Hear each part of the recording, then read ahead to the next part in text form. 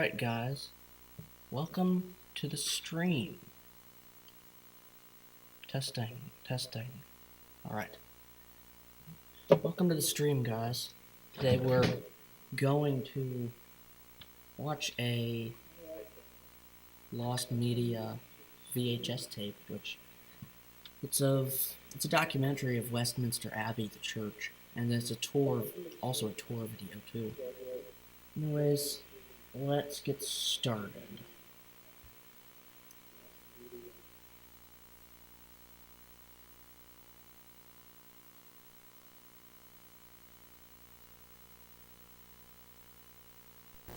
The Visitor.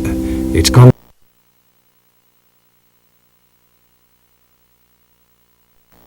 Christian community. There's little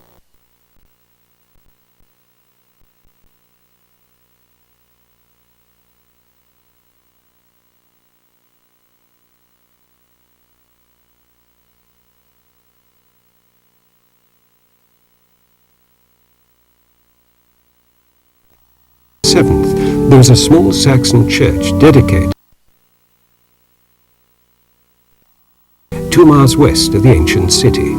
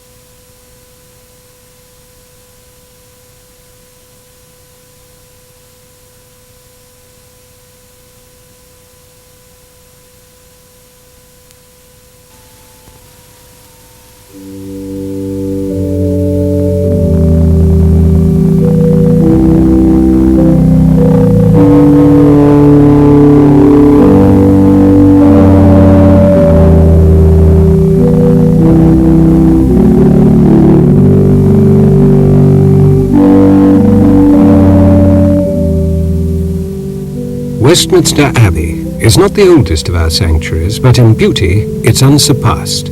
As the coronation church of English sovereigns and the burial place of outstanding men and women, it's more closely associated with British history than any other place or building. To the world at large it's known as Westminster Abbey, but its correct title is the Collegiate Church of St. Peter in Westminster. Founded in 1560 by Queen Elizabeth I in place of her sister Mary's monastery and her father's cathedral, retaining all its old rights and privileges. Where once it was administered by Benedictine monks, it is now the dean and chapter, owing allegiance to no diocese, recognizing no authority other than that of Her Majesty Queen Elizabeth II, the Visitor, its congregation a cross-section of the world Christian community. There's little doubt that in the 8th century, perhaps even as early as the 7th, there was a small Saxon church dedicated to St. Peter on the Isle of Thorns, 2 miles west of the ancient city. But the history of the abbey begins with Edward the Confessor, who, soon after his accession, began the building of a huge stone cruciform church on the same site. It took his entire reign to complete, but sadly, the ailing king was too ill to attend the consecration on the 28th of December 1065. He died 8 days later, and poignantly was laid to rest before the high altar in his own church the following day, the last of the line of Cerdic. In 1245, the pious Henry III began the destruction and rebuilding of the Confessor's Church. The flying buttresses are an indication of how the great buildings in France influenced him in his design. By the end of the 15th century, the Norman church had completely disappeared. Few relics now exist above ground, and owing to the renovations made necessary by time and the elements, few of the original external surface stones of the new building are left. This is not so inside, where the main fabric is little changed since its completion. The very impressive north front, which we are now seeing, has been rebuilt. Over the central doorway is Christ enthroned in majesty, blessing the church and the world.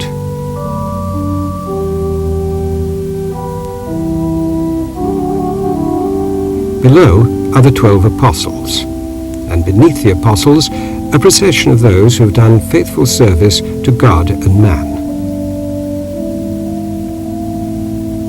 On the center corbel, the Virgin holds the crowned Christ in her arms.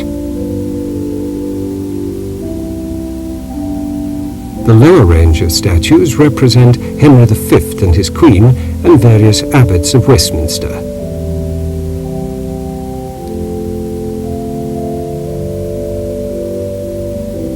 While in the apex of the central arch is the image of the prime apostle, St. Peter.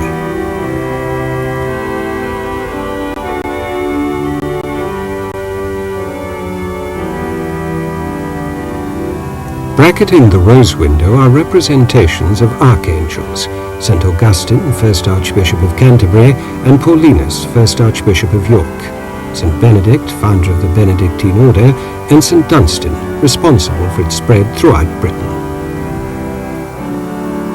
At the Great West Door, the traditional greeting is extended as it was in the days of the Benedictine monks. On the pavement is a plaque commemorating Britain's great wartime Prime Minister, Benedict Blake. Placed here at the wish of the Queen and Parliament, it is dramatic in its simplicity. A wooden panel painting of Richard II, the earliest known painted portrait of an English sovereign, is fixed to a pillar just outside St. George's Chapel, where Holy Communion is celebrated nearly every day.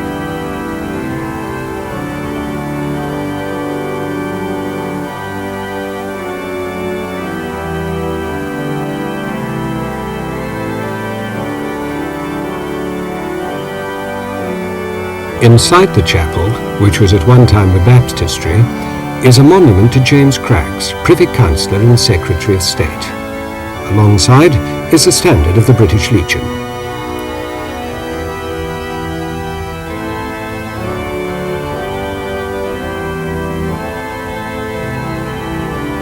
Hanging proudly above is the Union Jack, known as the Padres flag. It covered the bodies of many killed at Vimy Ridge, the Ypres salient and the Somme. It was also used as an altar cloth at many frontline services.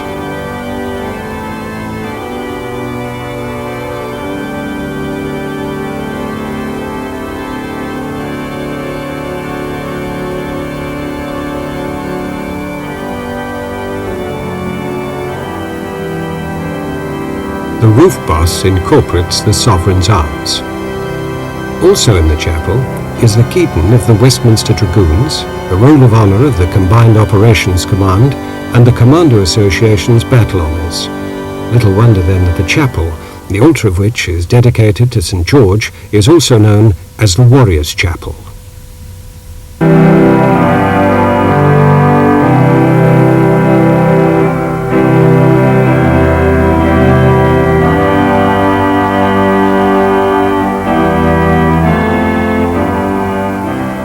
This tablet was unveiled by Edward, Prince of Wales in 1926. Alongside is the torch presented by the British Legion to commemorate the 900th anniversary of the consecration of the Confessors' Church. Outside the chapel is the nave, in which, including the north and south aisles, there are some 140 graves, monuments, and commemorative tablets. 14 huge freestanding columns divide the central nave from the north and south aisles.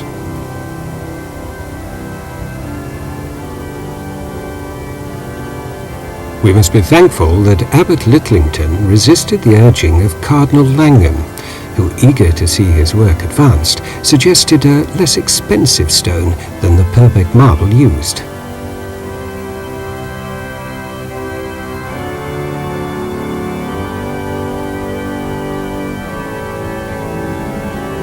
The vaulting is 101 feet 8 inches above the pavement. Its great height is emphasized by the relatively narrow breadth of 38 feet and 7 inches. In monastic times, the laity entered as far as the nave, and the monks said their offices in the choir.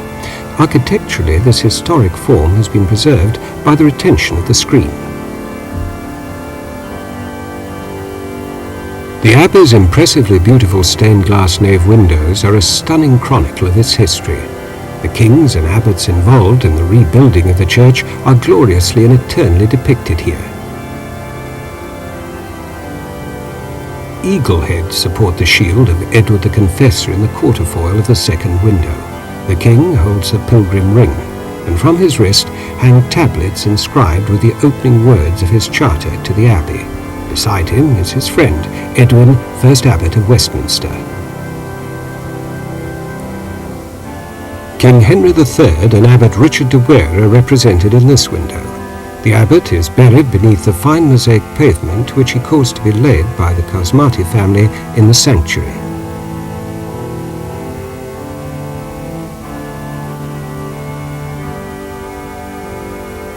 The shield of Edward I beneath his crown and between those of Wales and Scotland symbolizes his vision of a united kingdom. Below, Edward stands beside Abbot Wenlock, who in the convention of medieval glass is represented in blue.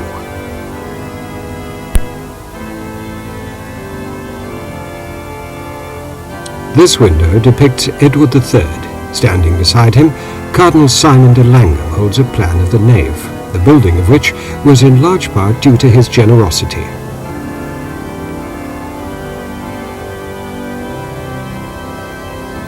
The arms of Richard II are depicted in the next quarterfoil, beneath his crown and between his famous White Hart badges.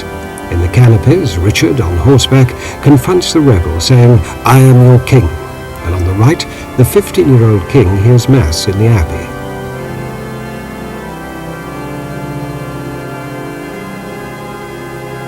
Below, in richly diapered robes, the king stands with Abbot Littlington, who devoted all his time to the rebuilding, made possible by the bequest of his predecessor, Cardinal Langham.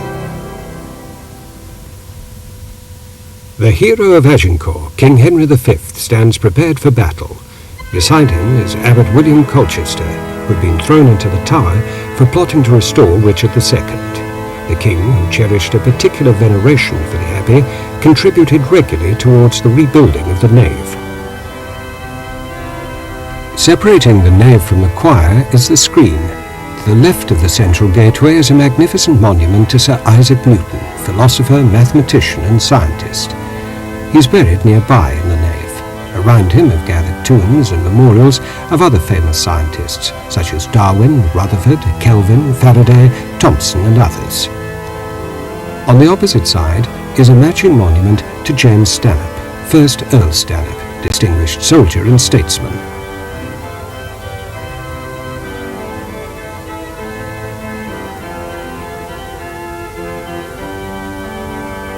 Through the central gateway, the archway leading to the choir has a door which opens onto the organ loft.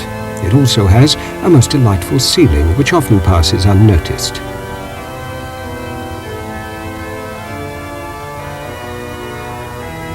In the organ loft itself, the great pipes reach to triforium level.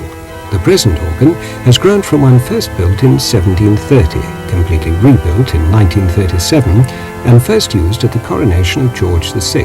For this reason it's known as the coronation organ. The monitor on top allows the organist to synchronize with what is happening in the choir below. On the west end of the organ is a list of abbey organists dating from 1559. It contains the names of some very famous musicians.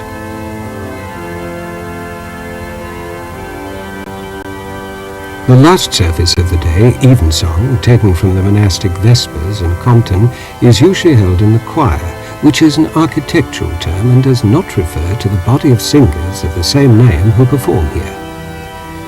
The first stall, on the south and senior side, displays the royal arms above those of the collegiate church and the dean. Other stalls are allotted to the abbey clergy and lay officers, the headmaster and undermaster of Westminster School, the Master of the Queen's Scholars, and the High Commissioners of Commonwealth countries. The inner stonework of the screen dates from the 13th century, the outer part from 1834.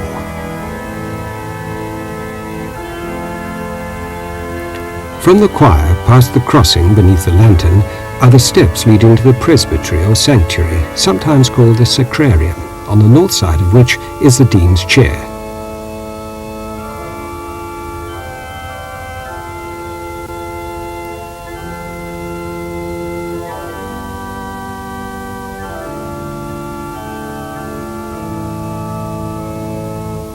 On the reading desk in front are the arms of the Deans of Westminster, from William Bill, 1st Dean of the Collegiate Church, to Dean Robinson, 1902.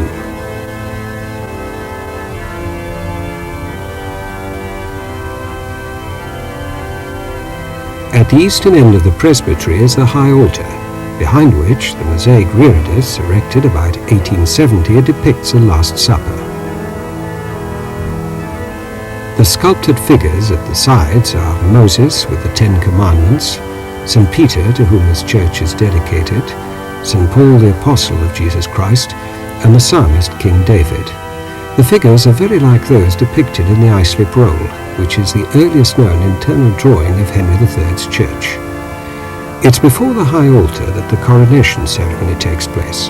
The first in the Confessor's Church was probably that of Harold in 1066. Certainly William, Duke of Normandy, standing upon the very gravestone of the Confessor, was crowned by Aldred, Archbishop of York, on Christmas Day of that same fateful year, Stigand of Canterbury having fled to Scotland. Since then, every sovereign except the two who were never crowned at all has been crowned in the abbey. For the ceremony, the floor of the sanctuary is extended to the choir stalls, thus forming the stage for the coronation theatre. And under the lantern, a dais is raised upon which is placed the throne. Before the last coronation, that of Queen Elizabeth II in June of 1953, the provision of additional seats and the necessary alterations closed the abbey for 5 months. This crown, used for the actual crowning ceremony, is St. Edward's crown. Made for the coronation of Charles II, it follows the pattern of the ancient crown destroyed during the Commonwealth period. We join the coronation ceremony as the young Queen passes majestically along the nave, watched by some of the 7,500 invited guests. Up the steps into the golden carpeted coronation theatre, past the throne on its raised dais beneath the lantern, and on past the coronation chair.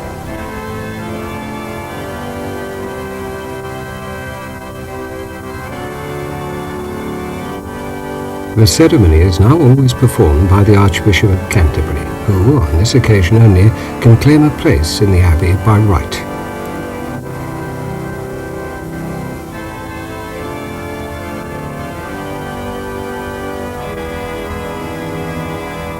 The Queen now takes her stand by the coronation chair. Here she will be presented for recognition by the Archbishop of Canterbury. She will turn to the east and to the south, to the west and to the north, and each time the people will cry out with one voice, "God save the Queen."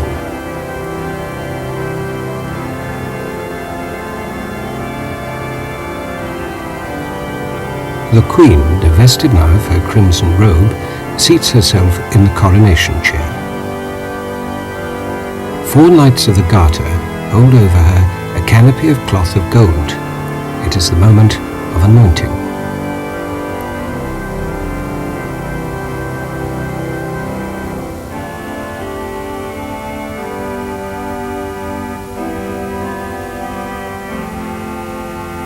Geoffrey of Canterbury receives St. Edward's crown from the Dean of Westminster. The Queen is clothed now in the imperial robe. The Archbishop lifts the crown on high and places it upon the Queen's head. At the moment of crowning, a great shout of acclamation goes up, "God save the Queen," and the guns in Hyde Park and the Tower boom out the message to the whole city.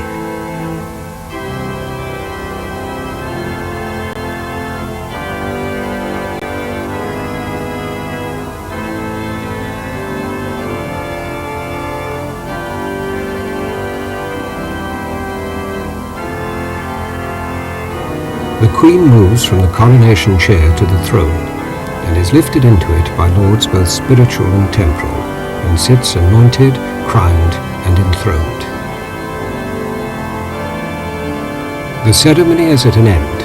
The Queen retires to the chapel of Edward the Confessor, there to divest herself of the imperial robe.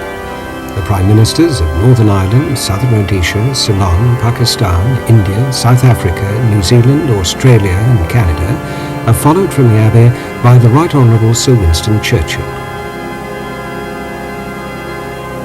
Returning from the Confessor's Chapel, the imperial crown upon her head, the Queen passes in procession through the choir and the nave, and into the London, waiting to receive and acclaim her.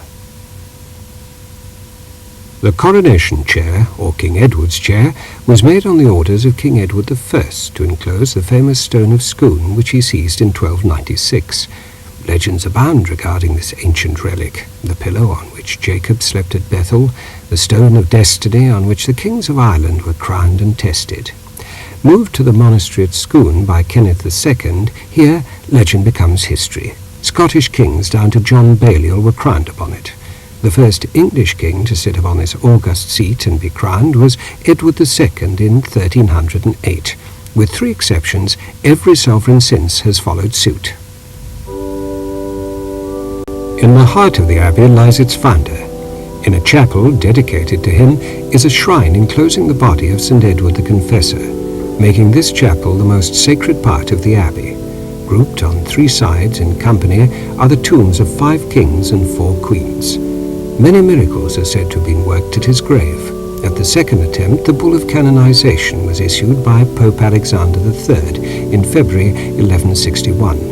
On the 13th of October 1163, the saint's body was transferred to a shrine prepared by Henry II. During the rebuilding, Henry III prepared a grand new shrine in the present position, to which in 1269, on the 13th of October, in solemn procession, the Confessor's coffin was brought.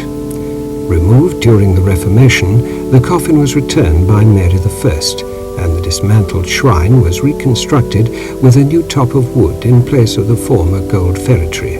It has remained undisturbed ever since. The recesses are where the sick knelt and prayed in the hope of being cured.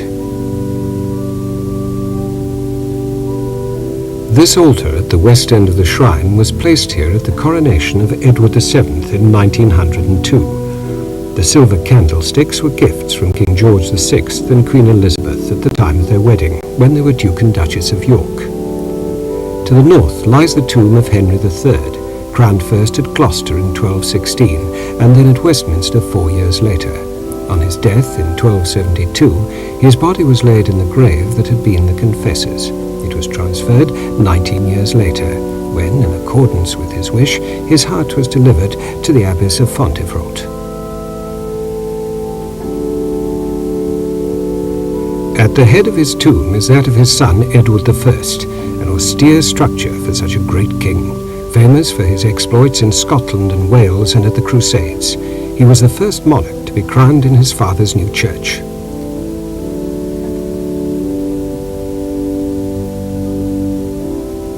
Edward's first wife, Eleanor of Castile, lies at the other end of his father's tomb. She was Edward's constant companion, even accompanying him on his crusades.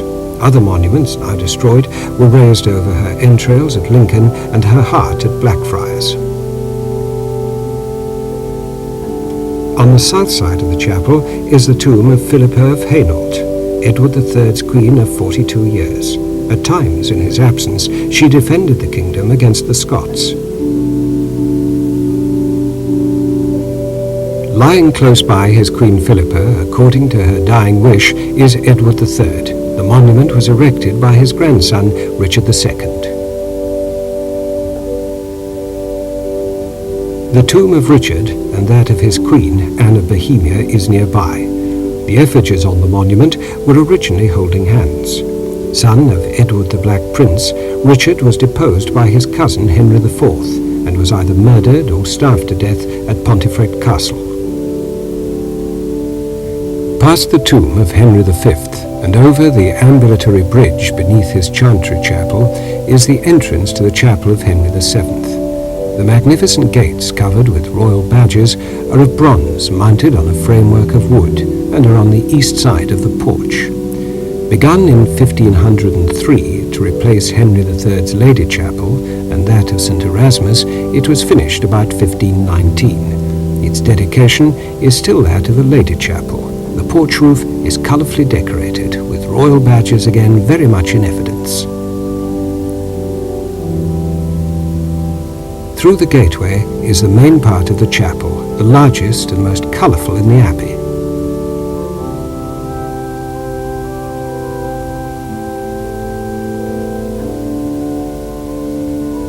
Beneath the pavement in the foreground is the Georgian vault.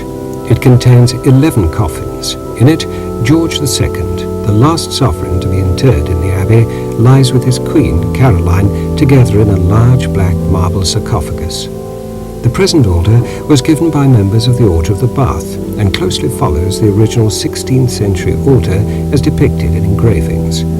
Two of the pillars supporting the table are original. The altarpiece is a 15th century Madonna and Child by Vivarini.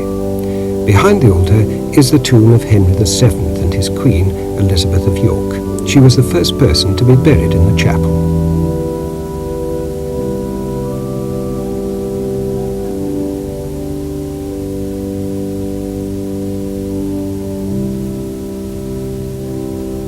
In the vault below, from north to south, lie the coffins of James I, Elizabeth of York, and Henry VII. In the entrance to the vault, lying beneath the altar, is the coffin of Edward VI, the first true Protestant king. Perhaps the loveliest part of this chapel is the incomparable fan vaulting with its carved pendants. Here again, the royal badges are prominently displayed.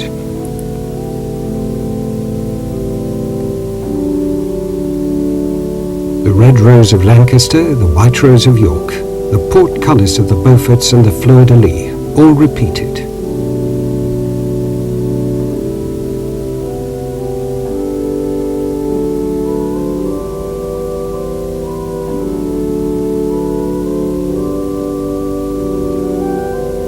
The chapel was fitted up as the chapel of the Order of the Bath in 1725, when the order was refounded by George I. The banner of each knight hangs over the stall appointed for his use. The banner of the Queen, the only embroidered one in the chapel, hangs above the sovereign stall on the south side.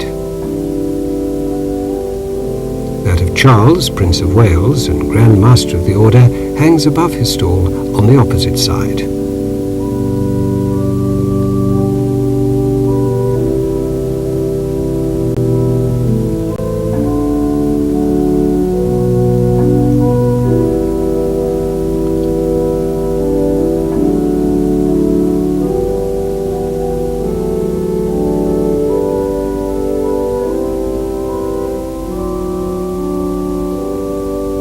Below the knight's banners are their colourful and imaginative helms and crests.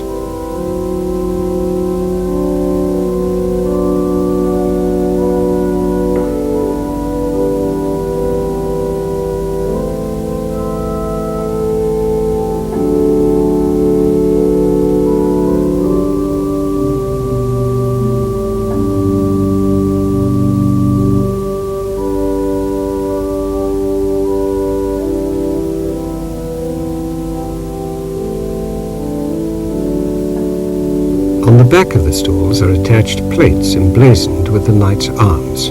Below the stalls are seats for their squires, with their arms also engraved on plates.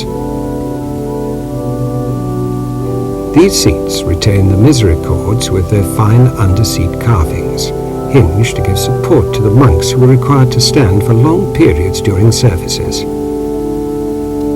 Presented by Queen Elizabeth II and the Queen Mother, this sword was given to the future King George VI by his father, King George V, when he entered the Navy. It's the sword with which he always conferred the accolade of knighthood.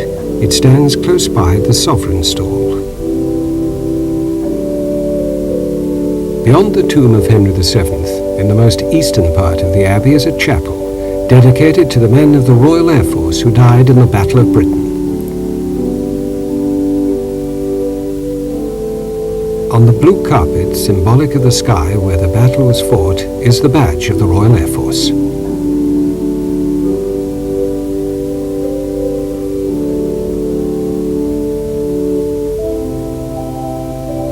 The beautiful stained glass window, perhaps the principal feature of this lovely chapel, contains in its lower lights the badges of the 70 squadrons that took part.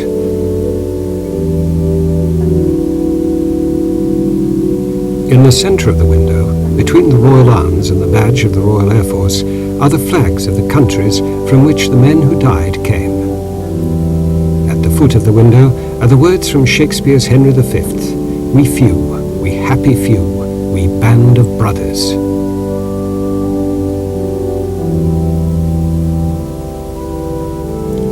Figures in the uniform of the Royal Air Force represent dedication, sacrifice, and triumph through resurrection.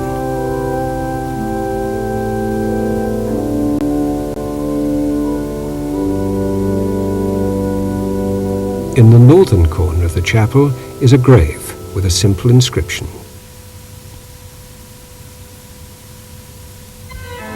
Consorts both, in throne and grave, here rest we two sisters, Elizabeth and Mary, in the hope of one resurrection. So translates the Latin inscription on the tomb of Elizabeth I in the North Aisle. Erected by her successor, James I, it's the last monument to be raised over an English monarch's grave in the abbey. Below, in a narrow vault, lie the coffins of the two queens, Elizabeth's resting on top of Mary's.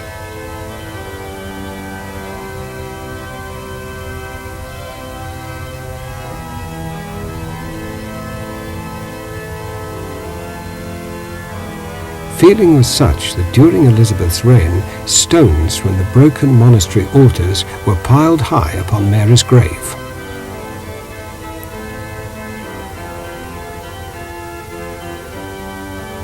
In the south aisle is the Lady Margaret Chapel, named for Lady Margaret Beaufort, whose tomb is in the foreground.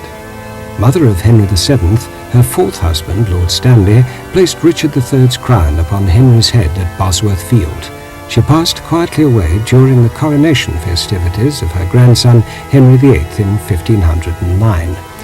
The large monument was erected by James I to his mother, Mary Queen of Scots, somewhat similar, though understandably more elaborate than Queen Elizabeth's.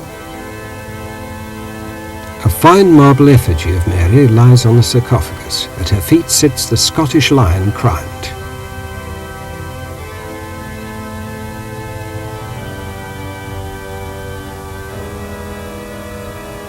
On the wall is a copy of the warrant from James I to the Dean and Chapter of Peterborough Cathedral for the removal of his mother's body, which now lies headless in the vault below the tomb, along with numerous progeny of this ill-fated family, any of which, had they survived, might have preserved the dynasty. To the east, below the altar, is another Stuart vault, Filling it are the coffins of Charles II, William III and Mary II, and Queen Anne and her consort George of Denmark. A transept is the cross-arm of a cruciform church. Along the east side of the north transept by the chapel of St. John, St. Michael and St. Andrew, chapels now in name only and known collectively as Nightingale, is a line of freestanding statues. It was after the interment of Lord Chatham, William Pitt, in about 1779 that the transept became known as Statesman's Aisle. This large monument, some 30 feet high, is to Lord Chatham. His son, Pitt the Younger, lies in the same grave. Also buried or commemorated in the transept are former Prime Ministers Peel, Gladstone, Disraeli, Asquith and Palmerston. This three captains monument commemorates Captains Bain, Blair and Manners, all mortally wounded in 1782 while commanding three of Admiral Rodner's ships.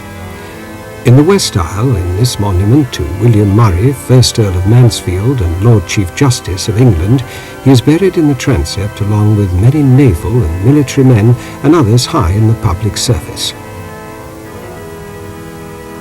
In the chapel of St. John, in this unusual tomb monument to Sir Francis Vere, one of the greatest of Elizabeth's soldiers. North in the chapel of St. Michael is the celebrated Nightingale monument. It shows the horror-struck husband attempting to defend his wife from death, the shrouded skeletal figure bursting from its dark cavern. Following the curve of the ambulatories, there are 6 other side chapels, the first of which, on the north side, is the Islip Chantry Chapel. Fitted up by the abbot as a Jesus chapel, his rebus, an eye with a branch or slip, is everywhere. In his time, the nave was completed. The great west window was glazed, the western towers were erected to roof level, and the Jericho parlour added. The abbot was laid to rest in his own chapel 8 years before the dissolution. By the entrance, a stone stairway leads to the upper chapel, dedicated as a nurse's chapel in 1950. Abbot Islip's tomb slab, along with its gilt bronze colonnettes brought from the lower chapel, was erected against the wall as an altar, and on it was placed the nurse's roll of honour. Hollowed out of the thickness of the wall is the chapel of Our Lady of the Pew. Glowing with an ethereal light, an alabaster image of Our Lady and Child faces the ambulatory. The painted background shows the shadowy outline of where a former image of Our Lady once stood, presumably the one presented by the Countess of Pembroke, widow of Aymer de Valence, who was cousin to Edward I. The wooden half-gates and the iron bracket for an arms box are original and date from the 14th century. In the chapel of St. John the Baptist is the 36 feet high Hunsdon tomb, the tallest in the abbey. Baron Hunsdon was cousin and Lord Chamberlain to Queen Elizabeth. In the foreground is the tomb of Thomas Ruffle, Bishop of Durham, said to have died of grief from having sent an inventory of his own wealth to Henry VIII instead of state papers. The tomb monument of Frances, Countess of Sussex, stands on the site of the altar in the chapel of St. Paul.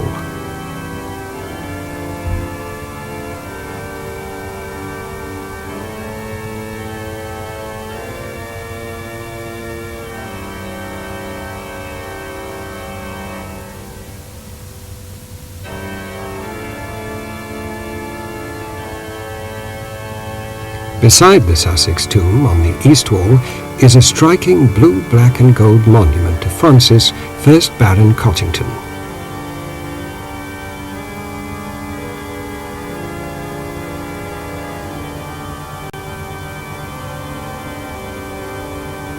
On the ambulatory side of the chapel is the colourful tomb of Lord Berkshire, killed in a skirmish near Amiens, refusing to save himself because, as a Knight of the Garter, he could not in honour retreat. In the south ambulatory is the chapel of St. Nicholas, patron saint of children. Kneeling in prayer in the upper story of a large monument against the south wall in his robes of state, the collar of St. George about his neck, is Elizabeth's great minister, Lord Burleigh. Below, on the sarcophagus, are effigies of his second wife Mildred and his daughter Anne. His son, Robert Cecil, kneels at their feet, and his grandchildren kneel at their head.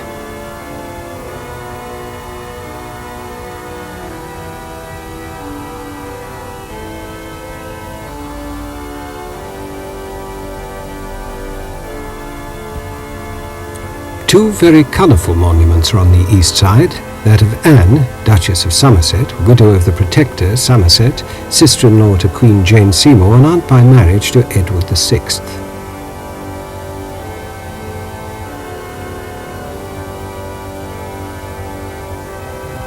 The other with the kneeling figures is that of Sir George and Lady Fane. In the centre of the chapel is the altar tomb of Sir George Villiers and Mary Beaumont, his second wife, parents of the murdered George Villiers, Duke of Buckingham, favourite of James I and Charles I. Beneath the pavement is the private vault of the Percy family, Dukes of Northumberland, members of which still have the right to be interred here.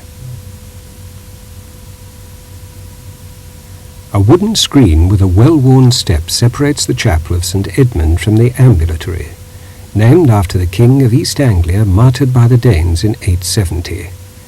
Inside, immediately on the right, is the tomb of William de Valence, half-brother to Henry III.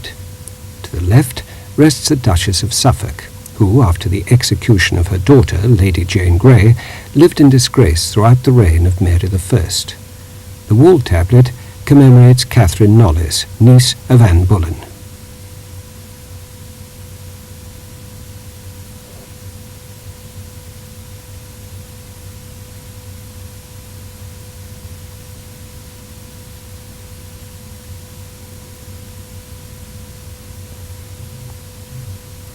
Directly across the ambulatory, in an arched recess, is a tomb said to be that of King Siebert, legendary founder of the first Saxon church on this same site. He died about AD 616. Beside the tomb is a wall plaque commemorating Anne Neville, Queen of England, wife of Richard III. The south transept, hardly known now by any other name than Poets' Corner, derives its origin from a single tomb, that of Geoffrey Chaucer, poet and author, friend of John of Gaunt and clerk of the King's Works at Westminster. He was buried in the abbey in the year 1400. Because of this, 99 years later, a gathering of mourners, probably including Shakespeare, cast their elegies and the pens they were written with into Spenser's open grave. Since then, it has become increasingly common for poets and dramatists to be buried or commemorated here. In time, these graves and monuments overflowed into the whole transept.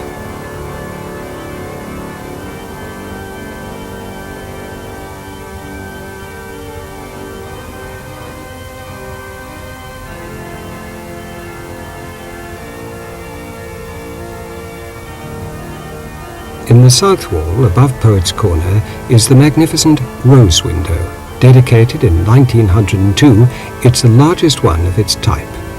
With Christ at its centre, the theme of the window is the preparation for his coming.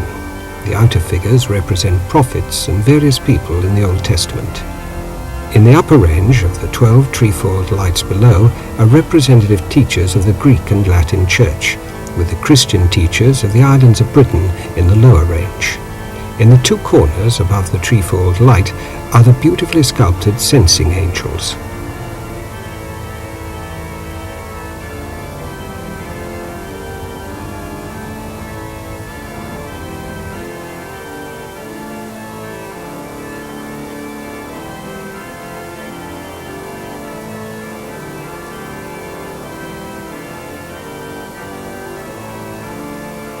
The triforium is the intermediate level between the tops of the side vaulting and the clerestory, which is the upper range of windows.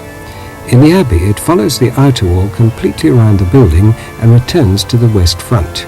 With the exception of the transept ends, it's the same width most of the way.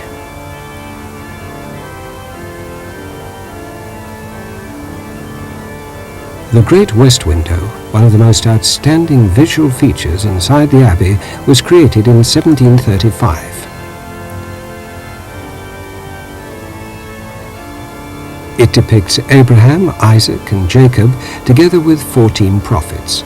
Beneath them are the arms of George II, flanked by those of King Siebert, Queen Elizabeth I, Dean Wilcox, and the city of Westminster.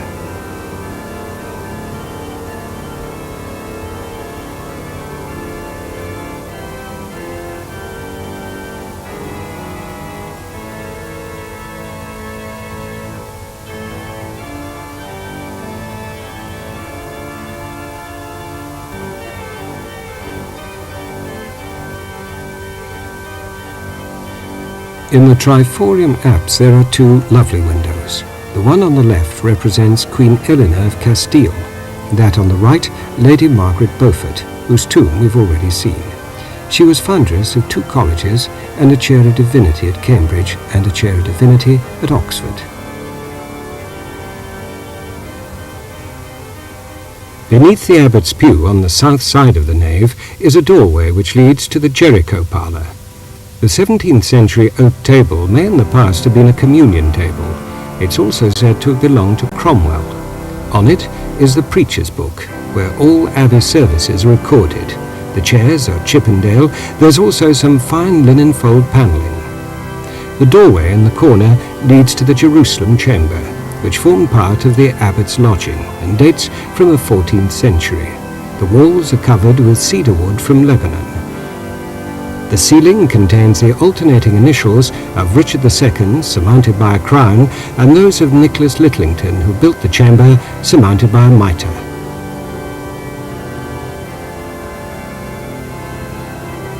The cedarwood overmantel contains the arms of Dean Williams. Before the fireplace, the leper King Henry IV was laid to die of the affliction that struck him while praying before the confessor's shrine on the eve of his departure for the Holy Land. And here, Henry V is credited with placing his father's crown upon his own head before his father had died. On the walls are tapestry fragments depicting the history of Abraham, Rebecca at the well, the return of Sarah from the Egyptians, the healing of the lame man by St. Peter at the beautiful gate of the temple, and the circumcision of Isaac.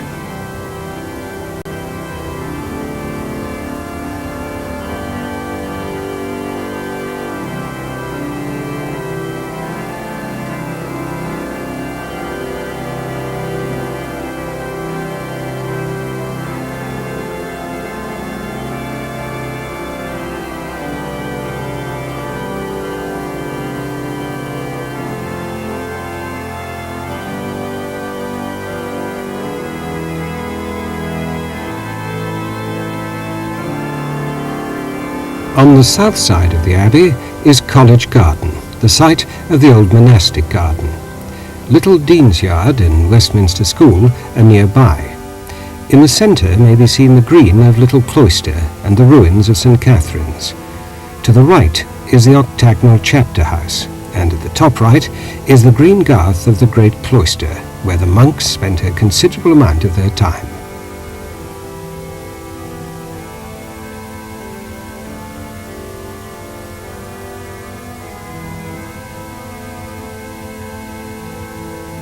In the south walk of the cloisters is Abbot Gilbert Crispin's tomb with its effigy, the oldest in the country. Because of its position, the north cloister was warmer, and it was here that the monks studied while the master instructed the novices in the west walk. Hay and straw were strewn on the stone floor and benches during winter. Rush mats were used in summer. In the east cloister, the abbot held Maunday, washing and kissing the feet of 13 aged men before giving each 3 pence, 7 red herrings, and 3 loaves. From time to time, choirs visit the abbey and perform here. This is generally during the summer recess and is considered to be a great honour. This visiting girls' choir is just returning from evensong.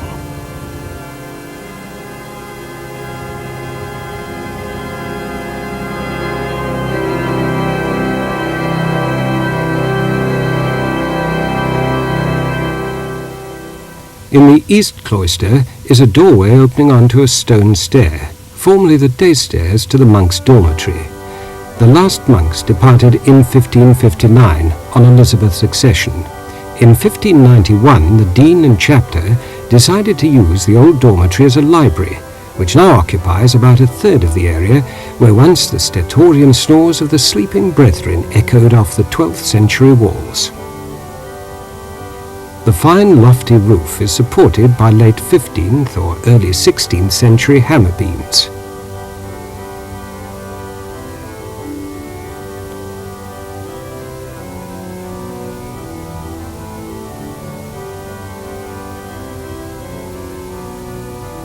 There are about 13,000 printed books, much more worn by time than use: theological, classical, historical, travel and the sciences. 60 are printed before 1500, the first New Testament in Greek, the first Welsh Bible, and a small but important collection of manuscripts. Above the fireplace is a portrait of Dean Williams, the last churchman to hold the Great Seal. Twice thrown into the tower, he remodelled the library and supplied the projecting cases. Along the west wall are portraits of past sovereigns.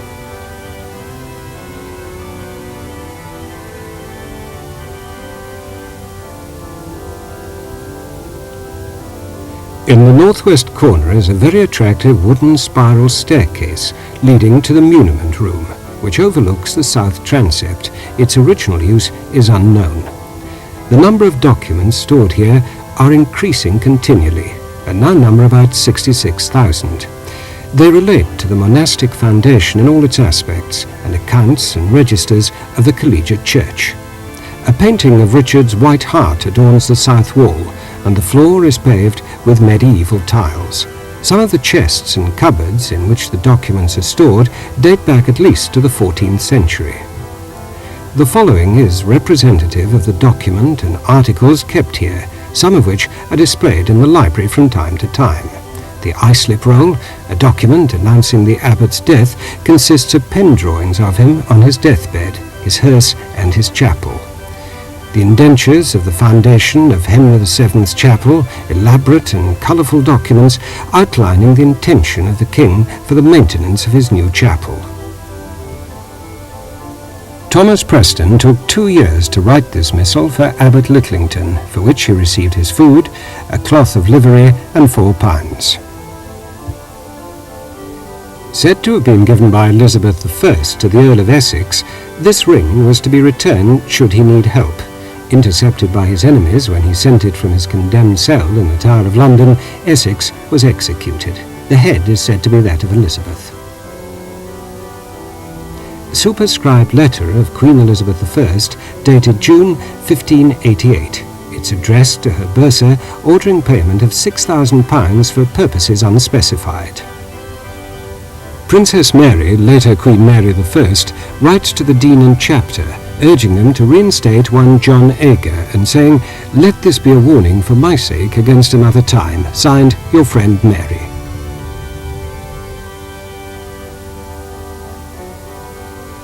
The Charter of Offa, dated 785, granting land to the needy people of God in Thorney, in that terrible place called Westminster, written in Latin with property boundaries in Anglo-Saxon. It's thought that the document may be 12th century, but there's no doubt that a religious community existed at Westminster in the 8th. A 43-year lease to Geoffrey Chaucer from the warden of the Lady Chapel, of a tenement in the garden of the said chapel, yearly rental 53 shillings and 4 pence.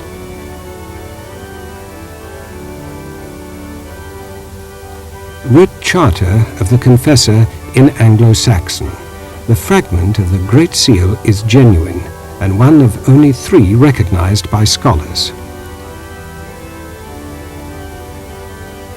Award from the Papal Judge's Legate, freeing the Abbey from the jurisdiction of the Archbishops of London, dated 1222. The Liber Regalis contains the recension used at the coronation of Richard II's Queen, and followed in its main features at every coronation since. This ancient book, being repaired in the muniment room, contains an inventory of the contents of the library. The first entry is dated 1625.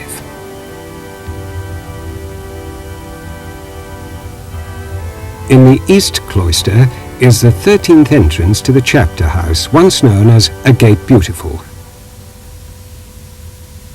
In the outer vestibule are the graves of Edwin, the confessor's friend, and Hugolin, his chamberlain. Above the inner doorway are two figures of Christ in majesty, Janus-like, facing both ways. Through this entrance, the east wall may be seen. Here the abbot sat with 4 of the senior brethren. Inside the west wall are windows in which Queen Victoria and in the lower lights Elizabeth I and other monarchs are depicted.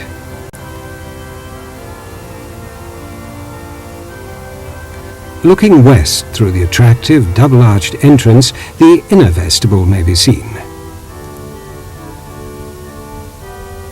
The octagonal building, begun in 1250 and finished in 1259, is 60 feet in diameter, one of the largest in England. There was room for 80 monks on the stone benches. Here the affairs of the monastery were discussed in solemn conclave. The great windows, 7 in number, measure 40 by 20 feet. The one to the northwest is blind. They were largely reglazed after being extensively damaged during air raids in 1941. They contain the arms of sovereigns, other royal personages, and feudal lords who've been benefactors, abbots who've added to the fabric, such as Langham, Littlington, and Islip, and the devices of master masons. Other names mentioned are Geoffrey Chaucer and Richard, Dick, Whittington. The central column is of Purbeck marble. Clustered with 8 shafts, against it the elder monks were chastised. The younger brethren and novices were punished in the cloisters. Here the Doomsday Book was kept, and the knights, excluded from the Assembly of Lords, used the chapter house as one House of Commons from at least 1352 until near the end of the century, much to the annoyance of the monks, who considered them a rowdy lot. The ancient writing is a copy of a letter from Domitian, proconsul of the Ephesians. He sends greetings to Caesar Augustus and complains about the activities of John, and suggests that Caesar should place Holy John in chains and bring him to Rome for punishment. The murals on the eastern wall represent the Last Judgment and date from about 1400. The western wall contains scenes from the Apocalypse, executed by order of John of Northampton, a resident monk from 1372 until 1404.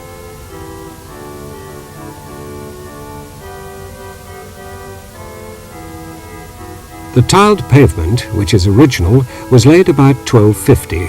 Cloth overshoes must be worn when walking upon it for its protection.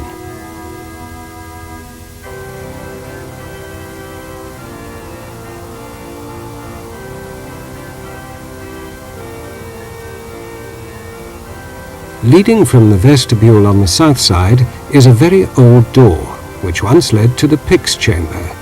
Remains may still be felt on the upper hinge of the skin of the thief with which the door was once covered.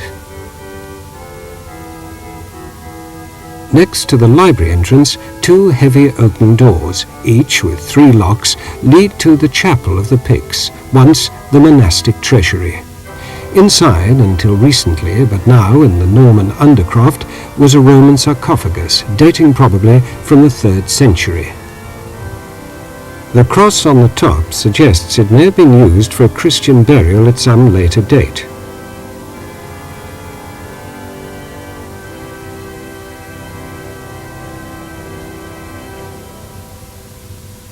The inscription is to the effect that it was made by the sons of Valerius Amandinus.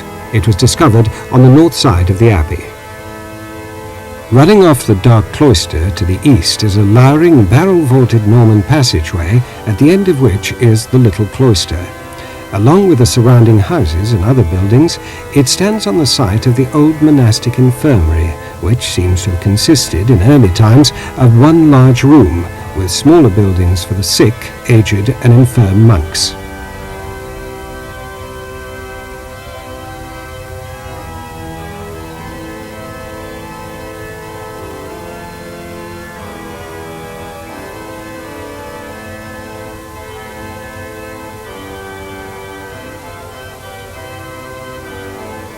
Along this east walk there remains the fine 14th century doorway of the ancient 12th century chapel of St. Catherine's. used for many important ceremonies, including the consecration of various prelates. Here took place in 1176 the quarrel between the Archbishops of Canterbury and York, which resulted in one becoming primate of all England, the other of England. Here also Henry III solemnly swore on the Gospels to maintain Magna Carta.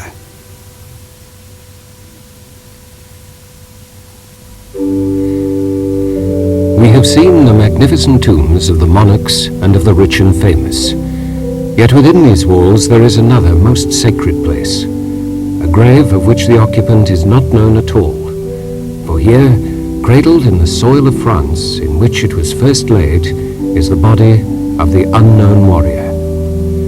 An honor guard of 100 VCs lined the nave on Armistice Day 1920, when in the presence of the king, other royal personages, politicians and service chiefs, the warrior was laid in his last resting place. In the words of Dean Ryle, who was largely responsible, they buried him among the kings, because he had done good towards God and towards his house.